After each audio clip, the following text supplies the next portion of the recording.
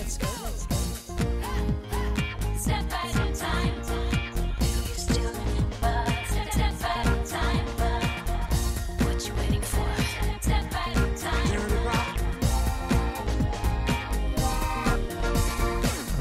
Bonjour à tous, aujourd'hui je vous propose de faire un léger pas de côté par rapport au style habituel de pop dont je vous parle régulièrement. J'ai pu rencontrer un artiste dont le nouvel album est une pépite, vraiment un de mes coups de cœur de l'année 2024. Préchauffe, son nom écrit en phonétique. Un disque qui s'inscrit dans la lignée de ceux qu'on appelle un peu facilement les chanteurs à texte. Mais force est de constater que ces textes, justement, c'est ce qui fait toute la magie de ces chansons. Ensemble, on a parlé de ses inspirations, de son début de parcours dans l'industrie et de ses chansons qui mélangent l'intime et le monde. Je m'appelle Thibaut et vous écoutez Le Jour Pop et aujourd'hui nous allons à la rencontre de Noé Préchauffe. Bonjour Noé. Salut Thibaut. Alors pour tout dire, c'est la deuxième prise parce que j'ai oublié de lancer le rec la première, mais ça va, on avait fait que 2 minutes. Voilà, mais bon. je dirais autre chose que ce que j'ai dit. Autre chose. Bon bah écoute, ça restera inédit. On est près de Lyon au festival Changer d'air, c'est le début de la saison des festivals. Pour toi, tu as déjà fait quelques concerts avec ce nouvel album? On a fait une 12aine de concerts et un festival pour l'instant. Ouais. C'est vraiment le tout début. Ouais. Et là, tu es parti pour tout l'été presque?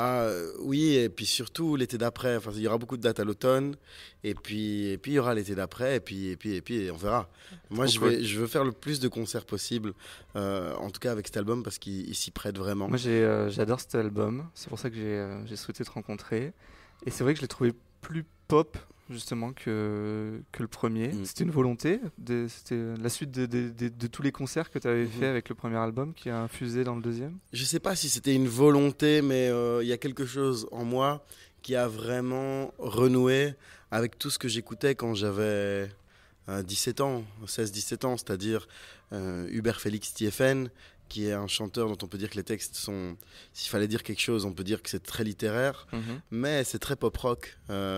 Renaud, il y a toute une partie de l'œuvre de Renaud qui est très pop-rock aussi, en fait. Indochine, beaucoup, moi j'ai beaucoup écouté Indochine, Goldman, enfin, voilà, sans faire du name-dropping comme ça éternellement, je dirais que je me suis reconnecté. Je ne sais pas si j'ai réécouté cette musique-là, mais en tout cas, je me suis reconnecté à celui que j'étais qui écoutait cette musique-là. Voilà. Okay. Et c'est une musique que j'aime toujours. Hein. Du coup, mon podcast, il s'appelle Le Jour Pop. Et j'ai retenu 3 dates pour un peu te raconter. Aussi les éditeurs de mon émission qui peut-être ne te connaissent pas. Et la première date que j'ai retenue, c'est le 2 décembre 2019. Et à mon avis, c'est la première partie de Vincent Delerme à La Cigale. Exactement. Aussi, j'avais vu que c'était ta signature avec le label Tôt ou Tard. Ouais, c'est un label français. Et avant de parler de Vincent Delerme, je voulais savoir pourquoi tu étais allé... Toi, tu es belge. Ouais. Déjà, je le précise aux gens qui ne connaisseraient pas. Pourquoi tu as signé avec un label français plutôt qu'un label belge? Alors, il y a plusieurs réponses. Il y a une réponse très longue, une réponse très courte, une réponse moyenne. La réponse très courte, c'est de dire que Tôt ou Tard est un label auquel j'ai toujours été attentif. C'est un label indépendant aussi. C'est un label indépendant. J'ai toujours voulu être entendu par ce label et que lorsque mon téléphone s'est mis à sonner et que plusieurs labels m'ont téléphoné, tous ces labels étaient français. Voilà. Ça, c'est la réponse courte et qui est, alors on peut entrer dans les détails du rapport des labels belges à une forme de chanson française, chanson francophone, qu'elle soit pop rock ou plus classique, peu importe, mais il y a pas vraiment il y a très peu de place dans les labels belges, il y a très peu de gens qui y croient vraiment.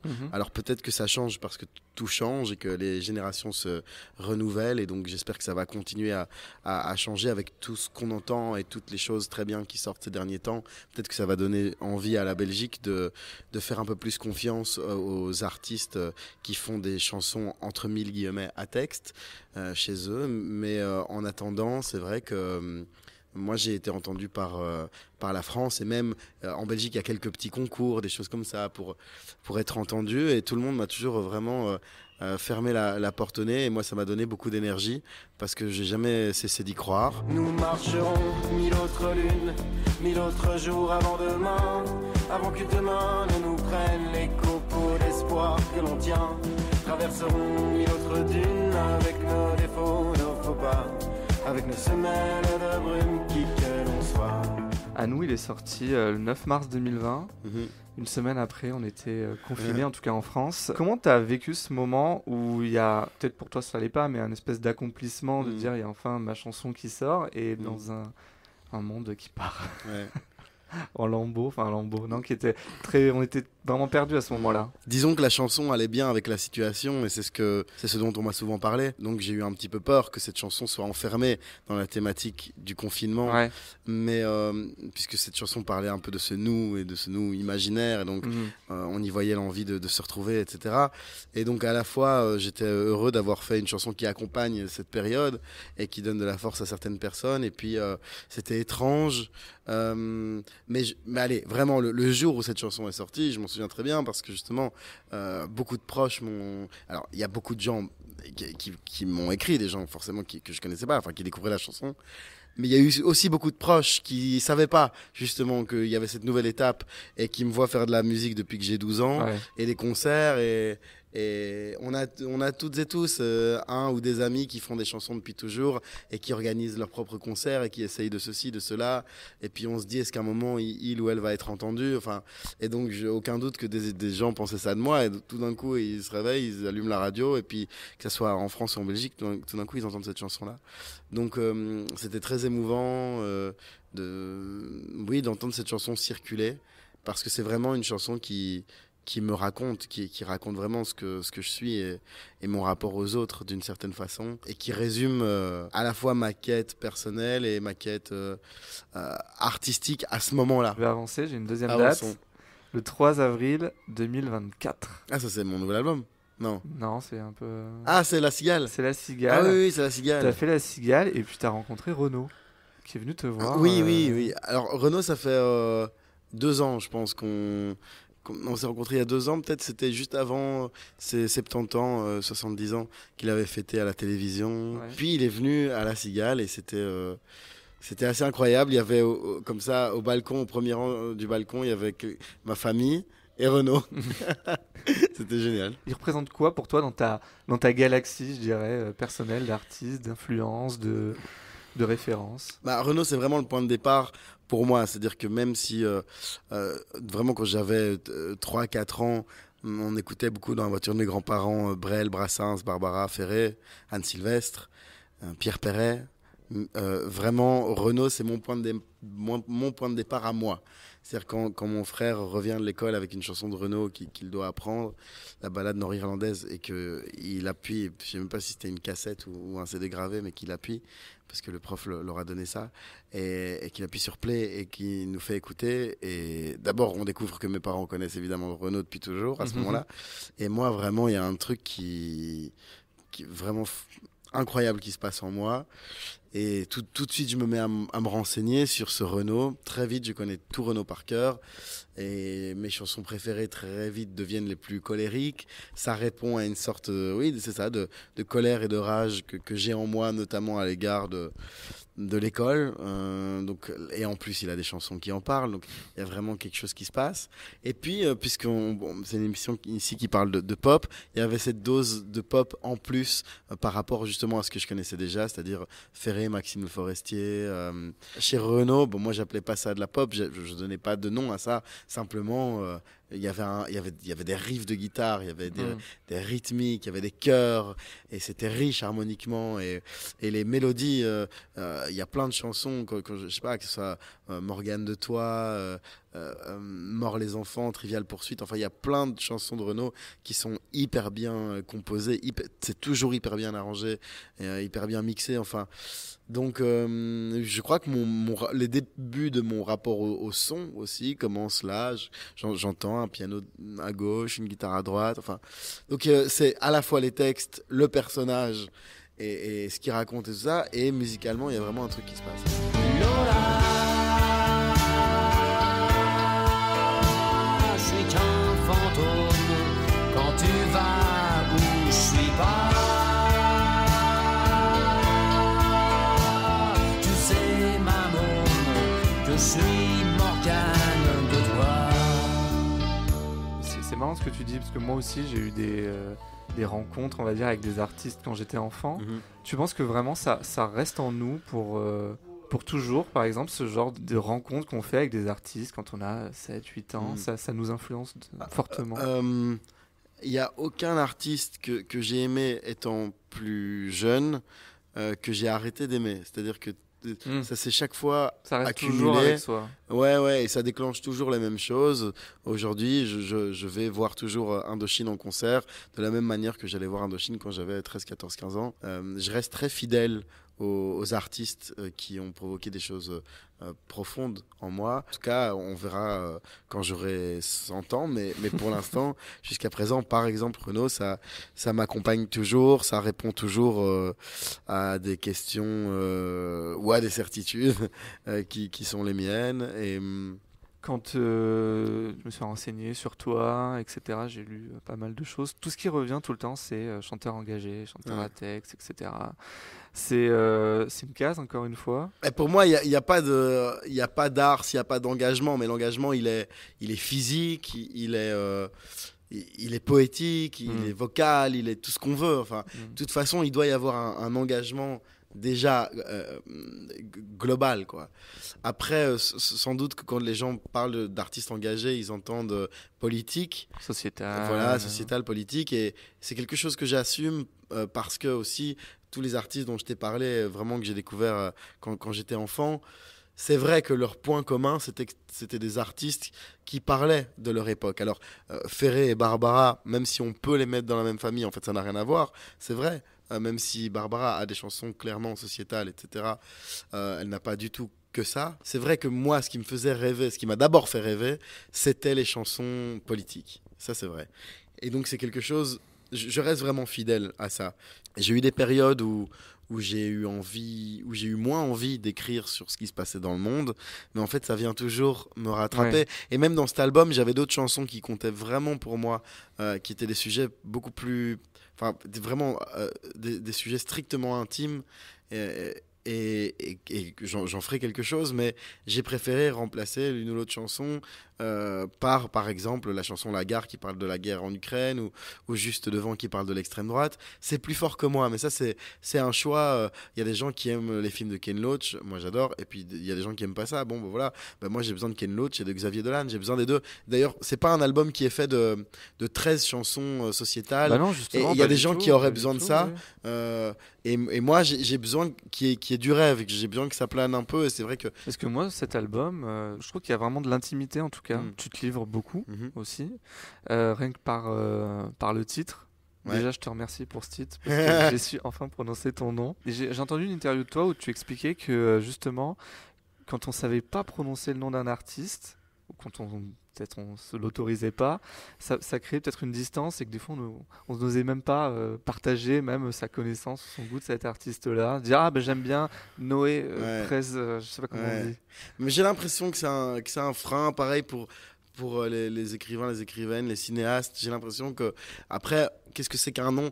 Ce titre d'album aussi, il interroge finalement. Qu'est-ce que c'est qu'un nom? On n'aime pas quand on trébuche sur nos noms ou que c'est mal écrit, mais finalement, qu'est-ce que c'est qu'un nom, etc. Donc ça pose toutes ces questions-là, mais c'est vrai que un artiste, c'est quelque chose qui se partage, dont on parle assez Ouais. proche. Et quand on ne sait pas prononcer, ça peut être assez frustrant, quoi. Dire, Ouais. bon, tu sais quoi, je t'enverrai le lien, machin. Et moi, je voulais pas juste être qu'un lien qu'on envoie parce qu'on sait pas prononcer le truc. Donc voilà, mais c'était une façon aussi de jouer avec ça. Puis je trouve que je voulais un titre d'album que je puisse être le seul à trouver. Donc là, au moins, au moins, il n'y a pas de doute. Hein. Sauf si mon frère ou mon père décide de faire un album. Et je leur souhaite, enfin. Est-ce que c'est pas une façon aussi d'assumer un côté plus intime de ce disque, Si, bien sûr. pour se dire bah là c'est, je vais pas dire que le premier album c'était pas toi, mais là dire bah là c'est vraiment moi comme je suis, Ouais. comme je me présente. Bien sûr, oui, je le trouve assez complet, justement. Il y a des chansons politiques, et il y a des chansons d'amour, et il y a des chansons, voilà, l'histoire familiale. Mais c'est marrant parce qu'il y a des gens qui le reçoivent qui ont le sentiment que ça parle beaucoup plus du monde que de moi, et puis d'autres qui disent ah ben non, ça parle surtout de toi beaucoup plus que du monde. Donc vraiment, c'est une question d'écoute. Moi, il n'y a pas vraiment de pourcentage. Je trouve qu'il y a un vrai équilibre. Je le ressens comme ça. L'équilibre, en tout cas, je trouve que c'est le titre L'intime et le monde qui Exactement. qui finalement rassemble tout ça, tous ces sujets-là. L'énigme profonde l'intime et le monde, l'énigme profonde. Je vais aller sur une autre date, Très bien. mais du coup on va aller dans le futur, Ouais. le 11 mars 2025. Ah, c'est l'Olympia. Ouais, c'est l'Olympia. Ouais, Et en fait, à la base, tu devais faire l'Élysée-Montmartre. ouais. Et finalement, on n'a pas assez de place, il faut aller dans le plus grand. Bah, C'est flatteur, non? J'espère faire l'Élysée-Montmartre un jour parce que j'étais curieux de cette salle. Il se trouve que quand on m'a parlé de l'Olympia, et forcément c'est trop tentant, je suis impatient et ça va être une vraie étape. Justement, là on a fait le point en parlant de plusieurs dates. C'est normal de jamais, tant que les... Comment dire, de jamais se poser. Enfin, moi, j'ai jamais eu même entre le premier et le deuxième album, même s'il y a eu du temps finalement. Le deuxième est sorti 2 ans et demi après le premier. En fait, à aucun moment, je n'ai pas pris une semaine où je me dis maintenant, je me pose. Alors, je ne me dis pas qu'après l'Olympia, je vais me poser. J'espère, si ça se trouve, l'Olympia n'est qu'une étape et qu'après, ça va continuer de grandir. Je vais tout faire pour, mais c'est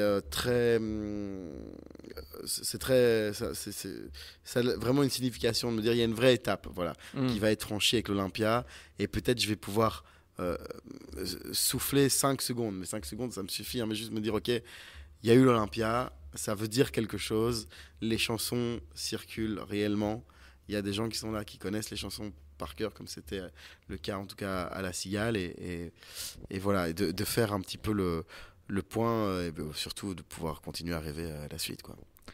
Faire Forêt Nationale, Ça, faire c'est mon rêve, ouais, Ouais, le Zénith. j'aimerais T'es beaucoup. pas du tout dans une optique de dire pour avoir de la proximité avec les gens, il me faut des petites salles. Non, pas du tout, mais Non. au contraire. Au contraire, on peut faire une intimité dans un Zénith, Ah à oui, Forêt oui. Nationale, Ouais, à ouais, Bercy. Tout à fait, moi je préfère, moi j'aime que ces grandes salles-là, vraiment.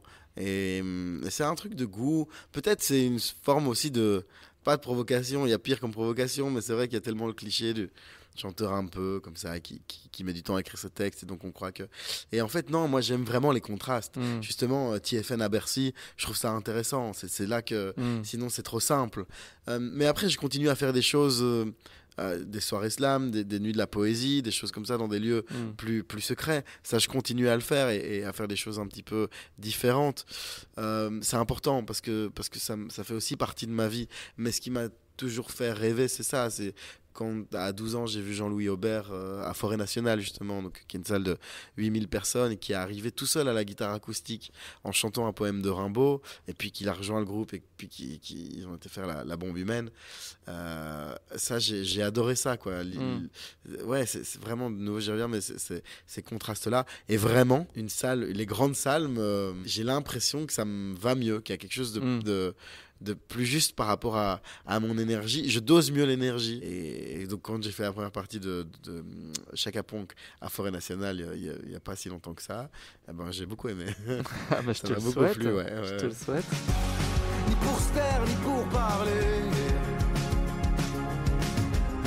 Prière de ne pas déranger. Ni pour en rire, ni pour pleurer. Prière de ne pas déranger. Et je vais finir, tu m'as un peu teasé sur un 3e album. Là, là tu rentres demain, tu as déjà écrit, tu commences Ouais. déjà, tu as des idées Ça avance bien. Alors bon, voilà, c'est juste que j'ai 2 troisièmes albums qui avancent en parallèle. D'accord. Mais bon, c'est très clair. Alors, il y a peut-être des albums de l'un qui iraient dans l'autre, mais c'est 2 directions qui sont opposées, mais qui sont claires. Et moi, je me le raconte comme ça. En tout cas, il y a en tout 4 albums. Il y a en tout 2 autres albums que j'aimerais faire, dont je visualise vraiment, dont j'entends la couleur. Et j'aimerais faire des albums toute ma vie, mais disons que pour être complet, pour en tout cas laisser la trace que je voudrais et être assez juste, il me manque là maintenant 2 ou 3 albums dans des directions musicales bien claires. Donc voilà, je voudrais aller au bout de ça. Et donc voilà, là, lequel des 2 ce sera le prochain, je sais pas, mais il y a 2 troisièmes albums qui se dessinent et c'est très excitant parce que vraiment moi, ce que j'aime, c'est enregistrer, c'est mettre des couches et c'est jouer avec les textures. Et peut-être qu'il y a ça aussi quand on parlait de la... Alors, je sais pas si c'est un truc, si c'est vraiment une question de Belgique ou de France. Mais c'est vrai que moi, j'aime jouer avec jouer avec les matières et je fantasme pas tellement sur le fait de faire des choses classiques, par exemple. Peut-être que la Belgique, il n'y a pas cette notion de bon et de mauvais goût. et qui est une D'accord. expression. Alors je crois qu'on finira par ne plus l'entendre une fois que les nouvelles générations seront aussi dans les maisons de disques, les machins. Mais c'est un truc, c'est une expression que moi, il m'arrive d'entendre encore quand même. De la part de plein de gens, hein. Je parle pas de le mot bon goût ou mauvais goût, et j'ai l'impression que, enfin je sais pas, moi en Belgique j'ai jamais entendu cette expression en fait, et voilà. Alors peut-être qu'on l'utilise pas beaucoup en France, mais peut-être qu'il y a en tout cas ça en nous, c'est qu'il y a pas de règles, voilà. Tu vois, c'est à la fois écouter du Johnny, écouter du Renaud, C'est ça, écouter et du ça vraiment j'ai l'impression que, en tout cas dans mon expérience de la Belgique, il n'y a pas, mais peut-être parce que comme on passe moins de temps à parler, parce qu'il y a moins de milieux, on a moins l'occasion d'entendre des gens qui font des théories sur qu'est-ce qui est classe, qu'est-ce qui est pas classe, donc finalement j'en sais rien. Et puis de toute façon j'aime pas trop faire des généralités, parce que de plus en plus tout ça se mélange, mais voilà un petit peu mon sentiment là-dessus. Sans parler de chiffres, de succès, Ouais. etc., nombre d'albums, Mm. nombre de concerts. Est-ce qu'il y a vraiment un objectif de carrière, un moment où tu te dis je serais arrivé à quelque chose à ce moment-là? Mais moi je te dis, je crois très fort aux grandes salles, voilà. À ce que ça raconte, quoi. Et donc forcément le public intergénérationnel, quand après il y a les parents, les enfants, les petits-enfants, etc. Je suis très sensible à ça quand la musique circule de génération en génération. Donc moi vraiment, ce qu'on peut me souhaiter, et si j'avais un objectif, enfin il n'y a pas d'objectif, mais enfin j'aime les grandes salles, j'aime aussi surtout les œuvres denses. Donc je veux avoir la possibilité et le temps de faire beaucoup d'albums, mais pas simplement beaucoup d'albums comme ça dans le vent. Voilà, cet album-ci, il a été reçu. J'ai le sentiment qu'il a été reçu. Il doit continuer sa vie, hein. Il est au début de sa vie avec bien le sûr. public, mais voilà, il a eu pas mal de presse, etc.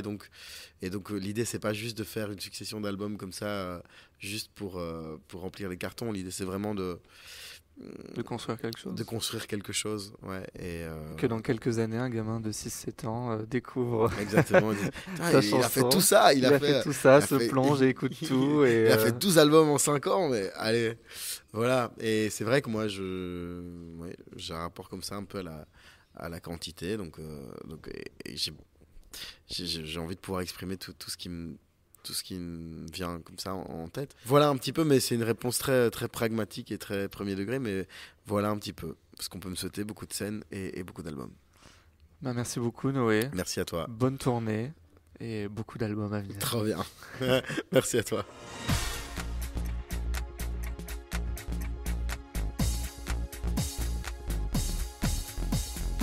C'était le jour pop épisode 47 avec Noé Préchoff. Merci à lui pour son temps et son accueil. J'espère que l'interview vous a plu et surtout donné envie d'écouter son excellent album. Si c'est le cas, n'hésitez pas à partager autour de vous l'épisode et à me laisser votre avis sur Spotify et Apple Podcast, parce que ça me donne de la force et de la visibilité. Et si vous avez envie qu'on discute ensemble, c'est toujours sur Instagram, Twitter et TikTok, @lejourpop, partout. Merci à vous pour votre fidélité. Moi, je vous donne rendez-vous très très vite pour un nouveau jour pop. D'ici là, prenez soin de vous et moi je vous dis à bientôt. What you waiting for?